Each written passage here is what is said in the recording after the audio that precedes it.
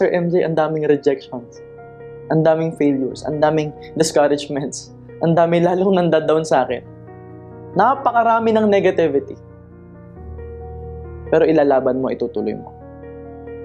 Kasi nakafocus ka sa pangarap mo, sa vision mo, sa nakikita mo. And then little by little, you are moving forward.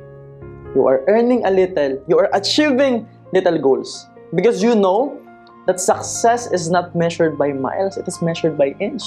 Yung mga maliliit mong ginagawa, yung mga maliliit mong achievement, you are giving yourself credit for that. And then now, you are achieving big things. Big goals. You are now being more confident. So yourself, spreading love and receiving love. Isipin mo yung feeling na mayaman ka na, kumikita ka na, nabibili mo yung mga bagay na gusto mo para sa sarili mo at para sa pamilya mo.